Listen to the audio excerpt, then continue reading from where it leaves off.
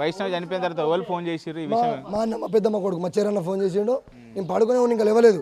సడన్గా ఫోన్ చేసి తమ్మా చచ్చిపోయింది అన్నాడు. ఏం చచ్చిపోయిందని అన్న సంథింగ్ ఏమన్నా బయటకు పోతారు కదా చచ్చిపోయిందంటే ఏం చచ్చిపోయిందన్న లేదురా చెల్లెలేదురా అన్నాక నా పానం పోయిందన్న అయిపోయింది. అప్పటికే సాంగ్ గుద్దుకొని చచ్చిన తర్వాత వెంటనే కారుకు ఫోన్ చేసుకొని ఆన్ ద స్పాట్ 10 గంటలలో ఇక్కడికి వచ్చేసిన. 750 కిలోమీటర్లు మా అత్తమ్మ 750 కిలోమీటర్లు 10 గంటలలో ఇక్కడికి వచ్చేసిన. ఇక్కడికి వచ్చినాక నా పానం పోయింది. ఆ సగం దూరం వచ్చేదాకా కూడా నాకు తెలియదు మా బావ చంపిండని. ఎట్లా చచ్చిపోయింది అన్న బాధనే ఉన్నాను.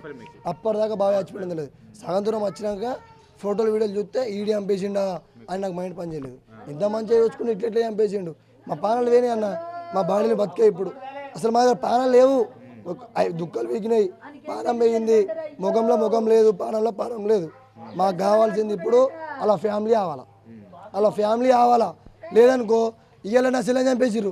ఒకవేళ మేము ఇట్లా వేసి పెట్టినాం అనుకో నా తల్లిదండ్రులను చంపేస్తారు. మమ్మల్ని ఇట్లా చేసిర్రు వీడియోలో పెట్టిర్రు అని చెప్పేసి మమ్మల్ని చంపేస్తారు. ఇప్పుడు మాత్రం మేము వినేదే లేదు. అయితే వాళ్ళు చావాలా అయితే మేము చావాలా అంతే ఫేస్ టు ఫేస్.